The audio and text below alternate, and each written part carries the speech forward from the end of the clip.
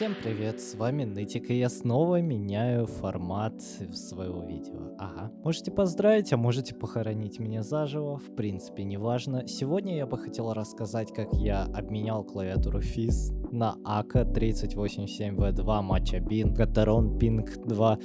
Почему я ее скоро верну? Почему? Это даже не для меня клава. И не для многих, но клавиатура за 3-4 тысячи на вторичном рынке это довольно-таки неплохо. Но если выбирать как основную клавиатуру, то еще и за полную цену, то честно, полная хуйня, никому не советую. Of course, это и всем и так понятно. В принципе, клава хороша только тремя вещами. Первое своим комплектом, второе своим дизайном и третьим своей ценой на вторичке. Лично у меня в Узбекистане любая клава 3087V2 почему-то стоит минимум в 2, а то или в 3 раза дешевле. Ее можно спокойно взять по цене, доплатив где-то косарь сверху от FIS, то есть 3,5-3-4 тысячи, около того, и ты берешь эту клаву. И в принципе на этом все. Клавиатура прикольная, я теперь хотел бы рассказать историю, как я ее получил. Так вот, история обмена. Беру я как-то сажусь за ПК с утра опять, чекаю свой OLX, и там, написано: чел, моя клава стоит 800к, давай махнемся. Твоя стоит в 2 или в 3 раза меньше. Типа, что-то около того.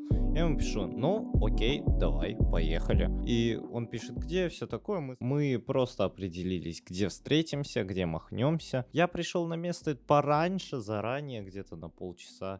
И прождал его в итоге час. То есть спустя полчаса он мне пишет: блять, я в ментовке, вся хуйня, задержусь. И не выдерживаю, иду, блять, за колой. В итоге он пишет: ты где, блять? А у меня телефон в тот момент отрубился, я уже ничего, к сожалению, поделать не мог. Я даже снять, как я умирал на жаре, не мог. И все, в принципе. Я отошел за колой, возвращаюсь, а там просто, знаете, такой мелкий пацан, меньше меня где-то на голову, на 2 головы как будто бы. Я просто, как я понял, что это он, да у него, блядь, неебически большая коробка размером почти с него. Я такой думал, ебануться. И в итоге, поменялись клавами, он охуел, что там коробка прям маленькая. Что ты ожидал? Это клава буквально обрезок твоей клавы, так что... В итоге махнулись, в итоге он мне пишет через 2 дня, давай обратно. Я потому что, не хочу сидеть на 60%, не то, что я ожидал, все такое, обман ожиданий, короче, как думаете. В итоге...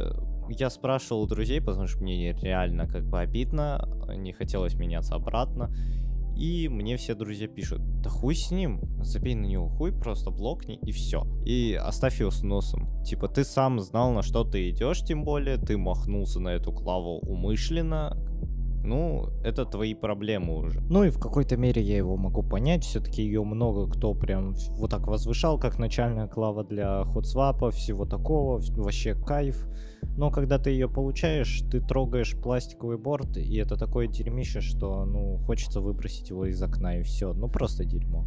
В итоге условились, он мне ее дальше промодит, там что-то сделает, смажет, плюс еще добавит. Я понимаю, что я в лохах все равно оставлюсь, похер уже, типа, вернем пацану его клаву. Я хочу поступить по-человечески, все-таки он с ней больше сидел, мне все-таки до эффект непривычно тоже дотягиваться, мне она нахер не нужна, без подсветки, оказывается, я ночью играть вообще не могу. Да, я могу врубить, типа, свет, но... Это такой пиздец, мне так неудобно, все равно не вижу ни одной буквы, ничего не вижу. В итоге с ним махнусь, скорее всего, вот и все. И думаю, на сегодня все. История-то кончилась. Подождем до 6 мая, посмотрим, что будет. Еще можете 29-го зайти, не знаю, поздравить меня в ТГ. Либо на Твиче, когда я буду это стримить. ДРшка все-таки, чё бы и нет.